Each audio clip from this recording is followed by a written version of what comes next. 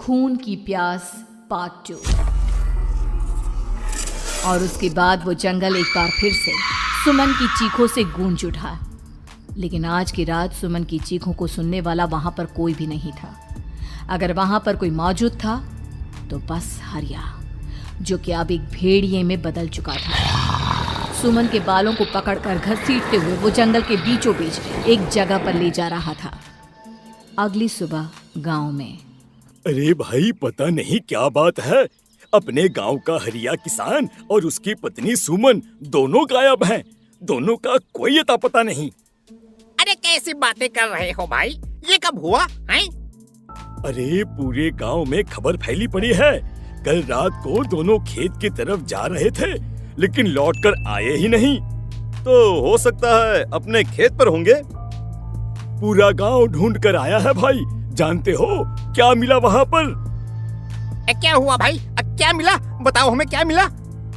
अरे हरिया की पत्नी सुमन के कपड़े पड़े हुए थे। शरीर का एक एक कपड़ा फटा हुआ झोपड़ी के बाहर पड़ा था, लेकिन दोनों पति पत्नी का कोई पता ठिकाना नहीं था। अरे भाई, लेकिन उसका जो दोस्त है ना रामू किसान, उससे पता करके आते हैं ना। अब तक तो दोनों साथ ही खेत पर जाया करते थे। हाँ, हमें उसके घर जाना चाहिए भाई। चलो वहाँ चलते हैं, चलो। वो सारे लोग रामू के घर पर पहुंचते हैं। रामू अपने घर के बाहर बैठकर हुक्का पी रहा था। आज सारे के सारे लोग टोली बनाकर मेरे घर क्यों आ रहे हैं? क्या कोई मर गया क्या भाई? अरे कैसी बातें कर रहे हो? तुम्हारा सबसे अच्छा दोस्त हरिया और उसकी पत्नी गायब है और तुम यहाँ बैठकर हुक्का पिए जा रहे हो हैं?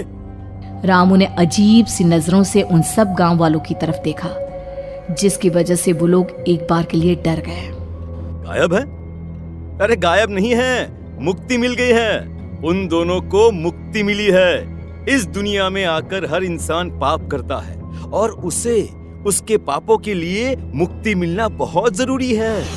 अरे ये कैसी बहकी बातें कर रहे हो भाई, हैं? और इसका चेहरा अजीब सा क्यों लग रहा है? लगता है दोस्त के मरने का गम बैठ गया है। पागल हो गया है शायद ये पागल। ये बात सुनते ही रामू चीख कर जोर से चिल्लाते हुए कहता है, पागल मैं नहीं हूँ, पागल तुम सब हो। और ये शैतानी जंगल अब तुम में से किसी को नहीं छोड़ने वाला, सबको खा जाएगा। याद रखना मेरी बात। शैतानी जंगल? कैसा शैतानी जंगल? लगता है रामू पागल हो चुका है। हमें यहाँ से चलना चाहिए भाई। चलो। तभी रामू की पत्नी बाहर आती है। नहीं, आप लोग इनकी बात का बुरा मत मानिए। 2 दिन पहले हरिया के साथ खेत पर गए थे। जब से वहाँ से आए हैं तब से ऐसी ही बातें कर रहे हैं। भगवान जाने ऐसा क्या देख लिया उन्होंने, खेत में कुछ भी बड़बड़ाते रहते हैं। लेकिन गांव के लोगों ने कमला की कोई बात नहीं सुनी और वो सब वहां से चले गए। रात अब धीरे धीरे ढलने लगी थी। तभी अचानक किसी ने धीमी सी आवाज में रामू को पुकारा। रामू, आ जाओ, मैं तुम्हारा इंतजार कर रहा हूँ। और सुनो, अपनी पत्नी को साथ लेकर आना, नहीं तो काम अधूरा रह जाएगा। ये आवाज सुनते ही रामू के चेहरे पर शैतानी मुस्कुराहट आ जाती है। वो धीमे कदमों से अपने घर के अंदर आता है। क्या हुआ? तबीयत ठीक है ना अब आपकी? मैं तुझे अपने साथ खेत पर ले जाने आया हूँ, चल। मैं तुम्हारे साथ कहीं नहीं जाने वाली। मुन्ना गहरी नींद में सो रहा है और उसे अकेला छोड़कर मैं तुम्हारे साथ खेत पर नहीं आ सकती। वैसे भी तुम्हारे उन खेतों में भगवान जाने कौन सा राक्षस घूम रहा है, मुझे तो डर लगता है। रामू गुस्से में दांत पीसता अपनी झोपड़ी से बाहर आ जाता है और कमला गहरी नींद में अपने बच्चे के साथ सो जाती है। तभी अचानक रात को रामू की झोपड़ी के ऊपर एक साया वही गाना गुनगुनाते हुए घूमने लगता है जो हरिया के मोबाइल में बजा करता था। मैं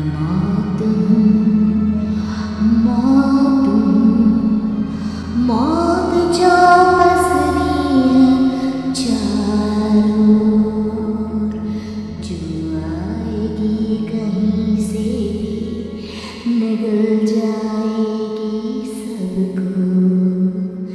मैं मात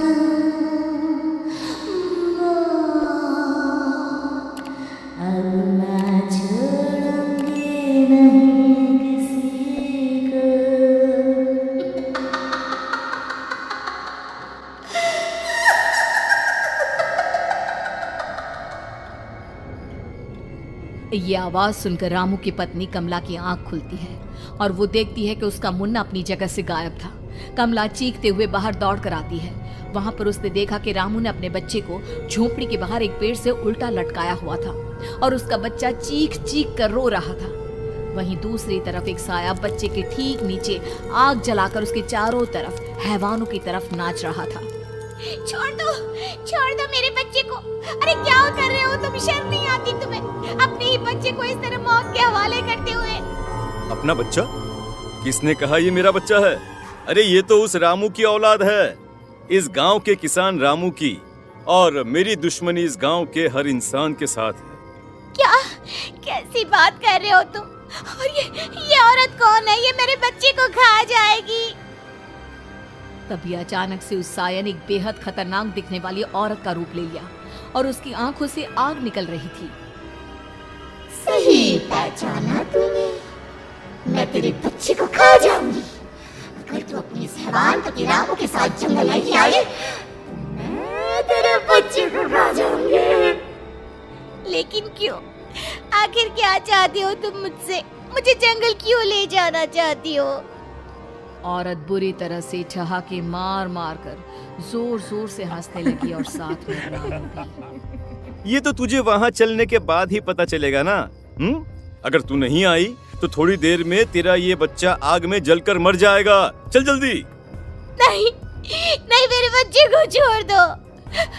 तुम जहाँ कहोगे मैं तुम्हारे साथ चलने के लिए तैयार हूँ। और उसके बाद उस बच्चे को झोपड़ी में लिटाकर आगे आगे वो साया चल रहा था और उसके पीछे पीछे रामू अपनी पत्नी के बाल पकड़कर उसे घसीटते हुए जंगल की तरफ ले गया। जंगल में जाने के बाद कितनी खूबसूरत हो। आज की रात बस तुम और मैं एक दूसरे के साथ रहेंगे। मुझे तुमसे बहुत डर लग रहा है। तुम्हें क्या हो गया है? तुम तो बिल्कुल ठीक थे। वो होगा जो हमारे बीच होना चाहिए। तो आओ अपने आप को मेरे हवाले कर दो। कमला ने डर की वजह से अपनी दोनों आंखें कसकर बंद कर ली थी। रामू ने बुरी तरह से चीख कर कमला से कहा, आंखें खोलो अपनी और मेरी तरफ देखो। कमला ने जैसे ही अपनी आंखें खोली उसने देखा कि रामू एक खतरनाक खूनी हैवान में बदल चुका था। कौन हो तुम? जाने दो मुझे। क्या चाहते हो मुझसे? वही जो एक आदमी एक औरत से चाहता है। मैं तुम्हारा पति रामू नहीं, बल्कि इस जंगल का एक भेड़िया हूँ, और आज की रात तुम्हारे खून से अपनी प्यास बुझा जाऊं। और उसके बाद वो जंगल कमला की दर्दनाक चीखों से गूंज उठा। अगली सुबह कमला के कपड़े भी जंगल में उसी तरह पाए गए जैसे कि सुमन के पाए गए थे। इस घटना के बाद पूरे गांव में दहशत का माहौल था। अपने माँ बाप की मौत और गांव में हो रहे इस तरह की घटनाओं की खबर सुनकर किशन शहर से गांव लौट आया था। अपने माँ बाप की बेदर्द मौत की वजह से वो बहुत परेशान था। तभी अचानक उसे अपने घर में खाट के नीचे पड़ा हुआ वो मोबाइल फोन मिला जो उसने अपने पापा हरिया को गिफ्ट किया था। अरे कितने प्यार से पापा के लिए मोबाइल फोन लेकर आया था। इसे एक दिन भी काम में नहीं ले पाए। और आखिर कौन है जो गांव में इस तरह की हत्याएं कर रहा है? क्या है इन सब के पीछे? क्या है? मुझे पता करना ही होगा, वरना एक दिन पूरा का पूरा गांव खाली हो जाएगा। इस गांव में एक भी जिंदा इंसान नहीं बचेगा। गांव के लोगों की मदद करने के इरादे से किशन अपने गांव से दूर एक दूसरे गांव में बहुत बड़े तांत्रिक के पास मिलने के लिए गया। तांत्रिक बाबा, अब आप ही कुछ उपाय बता सकते हैं। भगवान जाने हमारे गांव को किसकी नजर लग गई है। नजर नहीं लगी है, किसी ने तुम्हारे गांव को बद्दुआ दी है। किसी सताई हुई आत्मा का प्रकोप है और अब वो पूरे गांव में किसी को नहीं छोड़ेगी जब तक उसकी आत्मा को शांति नहीं मिल जाती। अरे लेकिन ऐसा कौन है बाबा? किसकी आत्मा है और कैसे मिलेगी उसे शांति? मौत है, मौत कहीं से भी आएगी और सबको निगल जाएगी। इससे बचने का सिर्फ एक ही उपाय है, लेकिन उस उपाय को करना आसान नहीं होगा। जो भी उस उपाय को करने की कोशिश करेगा उसकी जान जा सकती है। भले ही मेरी जान चली जाए, लेकिन मैं अपने गांव के लोगों की जान बचाने की पूरी कोशिश करूंगा बाबा। तो ठीक है, फिर अगली अमावस की रात जैसा मैं कहता हूँ वैसा ही करना। अमावस की रात तांत्रिक के बताए अनुसार किशन अपने साथ केरोसिन लेकर जंगल की तरफ चल पड़ा। उसके हाथ में देवी के मंदिर का सिंदूर भी था। किशन जंगल के बीचों बीच पहुंचा।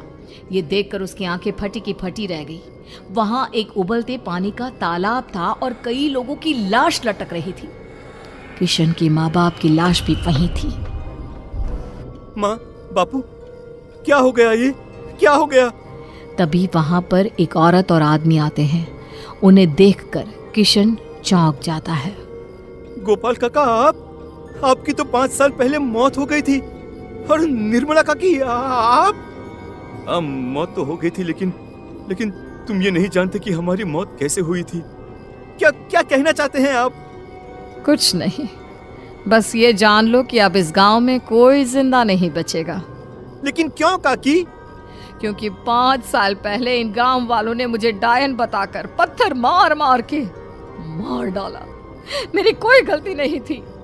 गांव का एक बच्चा क्या लापता हुआ, सारा इल्जाम मेरी पत्नी पे डाल दिया। और जब मैंने निर्मला की जान बचाने की कोशिश की तो मुझे भी मार डाला। आपके साथ ये बहुत गलत हुआ काकी, लेकिन आप जो कर रहे हैं वो भी सही नहीं है ना? तुम यहाँ से चले जाओ वरना तुम भी नहीं बचोगे। हमारी आत्मा पिछले 5 साल से मुक्ति के लिए भटक रही है। चले जाओ यहाँ से। मौका देखकर किशन सिंदूर उन दोनों के ऊपर डाल देता है। उनका शरीर जलने लगता है और वो भयानक तरीके से चिल्लाने लगते हैं। अगले ही पल किशन उनके ऊपर केरोसिन डाल देता है और वो दोनों जल जाते हैं। किशन अपने माँ बाप और दूसरी लाशों का अंतिम संस्कार करवाता है और अपने घर लौट आता है। लेकिन वो अभी भी इस बात से अनजान है कि मोबाइल अभी भी बज रहा था। मैं मौत हूँ।